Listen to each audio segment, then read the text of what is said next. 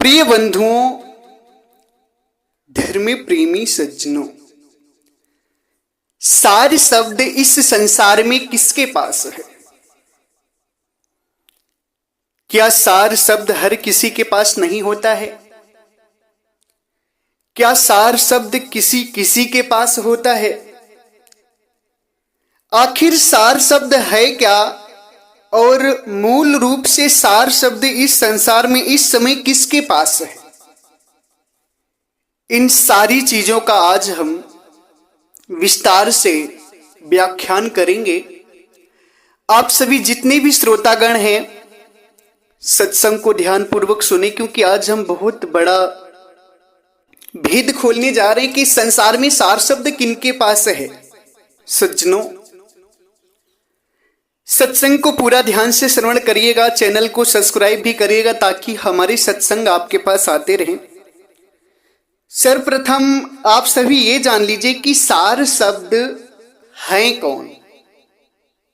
सज्जनों, सार शब्द किनके पास है ये जानने से पहले आप सभी को ये जानना होगा कि आखिर सार शब्द हैं क्या, सार शब्द किनको कहते हैं। सज्जनों, सार शब्द होता है, सार का मतलब होता है मुख्य, शब्द का मतलब होता है शब्द। जो मुख्य शब्द हैं वो कौन है? सार शब्द मुख्य शब्द को कहा जाता है। और सीधे सीधे यदि हम कहें तो सार शब्द परमात्मा का पर्यायवाची नाम है। सारे शब्द परमात्मा का पर्यायवाची नाम है। जैसे परमात्मा के नाम है सार शब्द निअक्षर, सत्पुरुष, बंदी छोर, सतनाम और परमात्मा, सदगुरु आदि सार शब्द परमात्मा के नाम हैं। सार शब्द कौन है? परमात्मा। आप सभी सार शब्द का मतलब बढ़िया से समझ लें। सार शब्द परमात्मा घोतक शब्द है। परमात्मा का पर्यायवाची नाम सार शब्द है। सतनाम है, निअक्षर है, सतपुरुष है, परमात्मा है, बंदी छोर है, सतगुरु है, अविगत है, केशव है, कबीर है। ये परमात्मा के पर्यायवाची शब्द हैं, परमात्मा घोतक शब्द हैं। अब सार शब्द के विषय में सदगुरु परमात्मा कबीर साहब कहते हैं, शब्द हमारा हम शब्द के, शब्द ब्रह्म का कूप, जो चाहे दीदार को परख शब्द का रूप। सदगुरु परमात्मा कहते हैं कि शब्द हमारा है। शब्द, सार शब्द परमात्मा कौन है? सदगुरु कबीर साहब। वही उन्हीं का शब्द जो है ना सार शब्द है। शब्द का मतलब होता है, पूरा हम आपको पूरी वीडियो में हम आपको विधिवत तरीके से सार शब्द को समझा देंगे, आप सभी समझ जाएंगे। सदगुरु कहते शब्द हमारा, हम शब्द के। शब्द हमारा है, हम ही सार शब्द हैं। शब्द ब्रह्म का कूप, शब्द से ही ब्रह्म भी पैदा हुआ है। कूप, शब्द ब्रह्म का कूप मतलब शब्द से ही निरंजन ब्रह्म भी पैदा हुआ है। और जो चाहे दीदार को परख शब्द का रूप। जो तुम मेरे दीदार को चाहते हो तो सार शब्द को जानो, परख शब्द का रूप, शब्द का रूप परखो, क्योंकि परमात्मा शब्द स्वरूप है। अब यहां पर सार शब्द का मुख्य भेद मैं आपको समझाता हूं, ध्यान से सुनिएगा। परमात्मा शब्द स्वरूप है। सदगुरु कहते हैं कि शब्द हमारा, हम शब्द के। शब्द हमारा है और हम शब्द के हैं, यानी सार शब्द मैं ही हूं। और शब्द ब्रह्म का कूप, शब्द से ब्रह्म भी पैदा हुआ है। जो चाहे दीदार को परख शब्द का रूप। अब जो तुम मेरा दीदार चाहते हो तो शब्द का रूप परखो। क्यों? क्योंकि परमात्मा शब्द स्वरूप है। परमात्मा का स्वरूप भी है और उनके स्वरूप में आवाज हो रही है। जो शब्द आवाज हो रही है उसे शब्द कहते हैं, शब्द स्वरूप। अब परमात्मा के यहां जाने के लिए आपको शब्द की आवश्यकता होती है कि वो शब्द को सुनते हुए ही आप परमात्मा में जा सकते। उसीलिए साहिब कहते हैं कि जो चाहे दीदार को परख शब्द का रूप। अगर तुम दीदार करना चाहते हो तो शब्द की साधना करो, शब्द को पकड़ो, शब्द को परखो और शब्द पकड़ कर ही तुम जा सकते हो प्रभु परमात्मा में। ये साधनात्मक वाणी है, ये साधनात्मक वेद है। जो भक्त साधना किया होगा, जो संत, वही समझ पाएंगे इस बात। यानी सार शब्द परमात्मा सदगुरु कबीर साहब ही हैं। अब सदगुरु परमात्मा कबीर साहब कहते हैं कि सवद गुरु का सवद है, काया का गुरु काय, भक्ति करो नित्य सवद की, सदगुरु यूं समझाए। शब्द गुरु का शब्द है, काया का गुरु है। शब्द गुरु का शब्द है, काया का गुरु काय, भक्ति करो नित्य शब्द की, सतगुरु यूं समझाए। सदगुरु कहते हैं भक्ति नित्य शब्द की करो। शब्द कौन? सार शब्द यानी कि परमात्मा।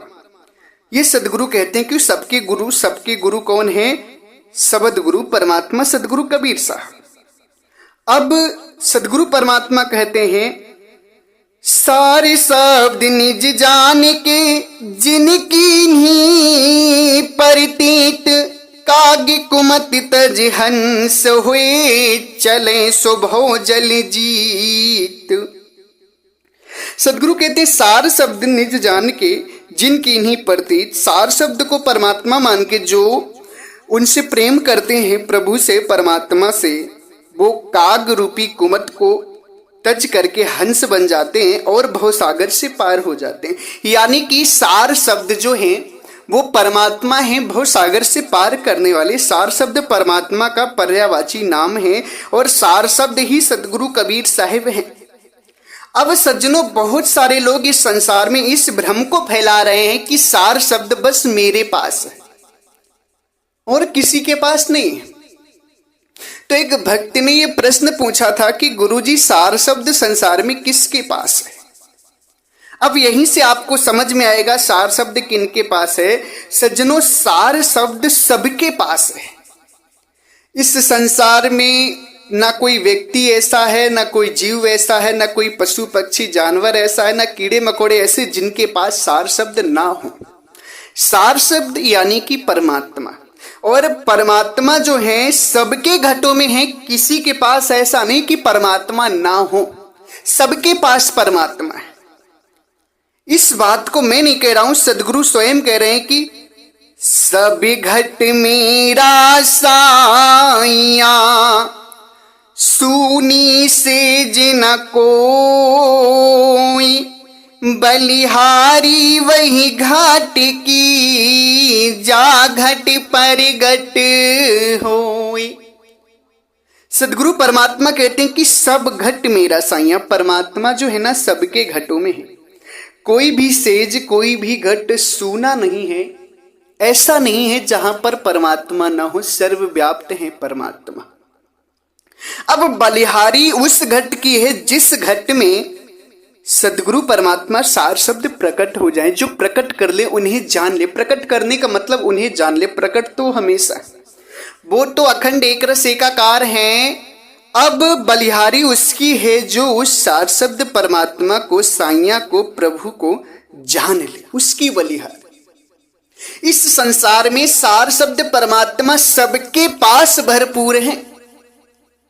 सार शब्द परमात्मा जो है वो सबके पास भरपूर है। कोई अगर ये कहता है कि हमारे पास सार शब्द है और किसी के पास नहीं है, तो ये सरासर अज्ञानता और मूर्खता का प्रतीक है। क्योंकि सार शब्द परमात्मा सबके पास है। साहिब कहते हैं, घट बड़ का बहु न देखिए, प्रेम सकल भरपूर, जाने ही ते निकट है, अनजाने ते दूर। सदगुरु कहते हैं कहीं कम कहीं ज्यादा कहीं नहीं है परमात्मा। प्रेम सकल घटपूर्ण, परमात्मा सबके घटों में भरपूर्ण है। भरपूर है परमात्मा, कहीं कम ज्यादा नहीं है। कहीं कम ज्यादा नहीं है परमात्मा, सभी के घटों में भरपूर है। अब अंतर क्या है कि जो जान जाता है परमात्मा को उसके निकट है, और जो नहीं जान पाता है परमात्मा को उससे दूर है। दूर क्या है? क्योंकि वो परमात्मा को जान ही नहीं रहा है, इसलिए उसके पास रह करके भी उसे दूर लग रहे हैं। और जो जान जाता है ना, तो वो तो कहता है बस मुझ में ही राम है, और उसी में आनंदित हो जाता है। इसलिए संसार में ऐसे अगर भरमाने वाले साधु संत आपको मिले कि सार शब्द में केवल सब मेरे पास है और किसी के पास नहीं, तो उनसे आप एक शब्द कहना पहले तो पूछना सार शब्द है क्या, फिर कहना कि सार शब्द अगर वो कहेगा कि परमात्मा है, मुक्ति देने वाले हैं, तो उससे कहना कि क्या परमात्मा तुम्हारे पास है और किसी के पास नहीं है। उसकी बोलती बंद हो जाएगी, क्योंकि सार शब्द परमात्मा सबके घटों में है। कोई भी घट, कोई भी जगह ऐसी खाली नहीं जहां परमात्मा होना सर्वव्याप्त है परमात्मा। सदगुरु कहते हैं साहिब तेरी साहबी सब घट रही समाए, ज्यों मेहंदी के पात में लाली लखी न जाए। सदगुरु परमात्मा की साहबी सबके घटों में समाई हुई। सदगुरु परमात्मा की साहबी सबके घटों में समाई हुई है, कहीं कम कहीं ज्यादा नहीं, सबके घट में भरपूर है परमात्मा। अब जैसे मेहंदी के पत्ते में लाली तो हर जगह होती है मगर दिखाई नहीं पड़ती, उसी तरीके से परमात्मा सबके घटों में तो जरूर है मगर दिखाई नहीं पड़ती, क्योंकि उनको इन आंखों से नहीं देखा जा सकता। उनको इन आंखों से नहीं देखा जा सकता उन सदगुरु परमात्मा। उनको देखने के लिए आत्मा की आंख सूरत की आवश्यकता है। इसलिए सज्जनों, आप सभी इस अंधकार में कभी मत पड़िएगा, इस भ्रम में कभी मत पड़िएगा कि परमात्मा सार शब्द किसी किसी के पास है और हर किसी के पास नहीं। परमात्मा हर किसी के पास है, मगर बलिहारी उसकी है, महानता उसकी है जिसने परमात्मा को अपने घट में जान लिया। जिसने नहीं जाना उसकी बलिहारी नहीं, मगर हैं उसके पास भी परमात्मा, हैं उसके पास भी परमात्मा। क्योंकि सदगुरु कहते हैं कि जाति जाति के पाहुने जाति जाति को जाए, साहिब सबकी जाति है सब घट रहा समाए।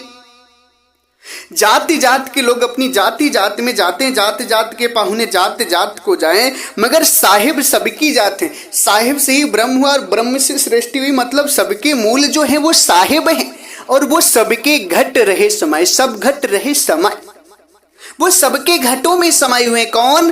परमात्मा सदगुरु बंदी छोर कबीर साहा, वही सार शब्द हैं और वो सबके पास है। वो किसी के पास कम, किसी के पास ज्यादा नहीं। उनके विषय में हमारे संत श्री मदन दास जी महाराज बड़ी सुंदर वाणी कहते हैं। सदगुरु परमात्मा के विषय में संत श्री मदन दास जी महाराज बड़ी सुंदर वाणी कहते हैं कि गुरु कबीर का सब घटवासा गुप्त प्रगटे कछुआ जब तमाशा, जहां संतता प्रगट भयहूं, जहां असंति गुप्तता रयहूं।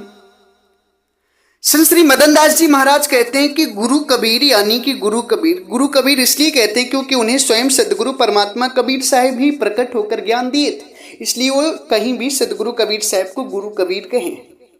तो जान रहे हैं हम संत श्री मदन दास जी महाराज की सार शब्द परमात्मा जो है वो सदगुरु कबीर साहिब ही हैं और वो उनका सबके घटों में वास है, सबके घट में व्याप्त है वो परमात्मा। अब कहीं गुप्त है, कहीं प्रकट है, अजब तमाशा है। जहां संत होते हैं ना, अब उसी बात को संत श्री मदन दास जी महाराज क्लियर करते हैं। अजब तमाशा, अजब लीला जो परमात्मा की वो कैसी है कि जहां संत होते हैं वहां परमात्मा प्रकट होते हैं और जहां असंत होते वहां परमात्मा गुप्त हो जाते हैं। यानी कि परमात्मा का वास सबके घटों में है। सार शब्द परमात्मा सबके पास है। अगर कोई कहे मेरे पास है और किसी के पास नहीं तो सबसे बड़ा अज्ञानी है वो। अगर हाँ ये बात कहो कि मैंने सार शब्द परमात्मा को जान लिया है और सबने नहीं जाना है, जानना है तो मेरे पास आओ, ये बात कहो तो कहीं तक सही लगती है कि हमने जान लिया है, तुमने नहीं जाना है। अब ये कहना गलत है कि सार शब्द परमात्मा केवल मेरे पास है और किसी के पास नहीं। अगर जो ऐसा कहता है तो वो पहली बात सार शब्द परमात्मा को जानता ही नहीं। अगर सार शब्द परमात्मा को जानता तो ये बात वो नहीं कहता कि सार शब्द सिर्फ मेरे पास है, वो तो ये कहता सबके प्रेम सकल घट पूर्ण। प्रभु सकल घट पूर्ण है, मगर बलिहारी ये है कि मैंने प्रकट कर लिया, मैंने जान लिया है, तुम लोगों ने नहीं जाना। इसलिए सज्जनों, अगर कोई ऐसा कहता है तो सरासर उसको गलत समझना। सार शब्द परमात्मा सबके पास है, ऐसी कोई घट, ऐसी कोई जगह खाली नहीं जहां प्रभु ना हो। संत श्री मदन दास जी महाराज सिद्ध संतों में से एक है, वो भी कहते हैं इस बात को कि गुरु कबीर का सब घट वासा, गुप्त प्रकट कछु अजब तमस। मैंने बार बार इनकी वाणियों का प्रमाण दिया है। गुरु कबीर परमात्मा का ही सबके घटों में वास है, वही सार शब्द है और वो सबके पास है। जो जान जाता है उसके पास है, जो नहीं जान पाता उससे दूर है। अब इसी को सदगुरु कहते हैं और भी अच्छे से कि जेता घट तेता मता, बहुबानी बहुभेख, सब घट व्यापक साइया, अगम अपार अलेख। जितने घट हैं संसार में उतने मत हैं, बहुत बानी, बहुत प्रकार के भेष हैं, बहुत प्रकार की बाणियां हैं, मगर सबके घटों में जो रमने वाले हैं, व्यापक हैं, वो परमात्मा। सब घट व्यापक साइया, साइया मतलब सार शब्द परमात्मा, अगम है, अपार है, अलेख है। वो सबके घटों में है, किसी एक के घट में, दो के घट में नहीं, वो सबके घटों में व्याप्त हैं। उसी को तो कहते हैं ना कि घट बढ़ कबहु न देखिए, प्रेम सकल भरपूर। घट बढ़ कहीं नहीं, कम ज्यादा नहीं, सबके घटों में भरपूर परमात्मा है। जो जाने ते निकट है, अनजाने ते दूर। जो जान जाता है उससे परमात्मा निकट है, और जो नहीं जान पाता उससे परमात्मा दूर है। और यहां जानने और ना जानने का भेद, ऐसा नहीं कि परमात्मा सर्वव्यापक जो है, सार शब्द परमात्मा, वो किसी किसी के पास है, वो सब किसी के पास है। बस बलिहारी व घट की जा घट प्रकट होए। बलिहारी उस घट की है कि जिस घट में वो सार शब्द को उसने जान लिया है, और जिस घट में नहीं जान पाए उस घट की बलिहारी नहीं, उस घट में गुप्त है।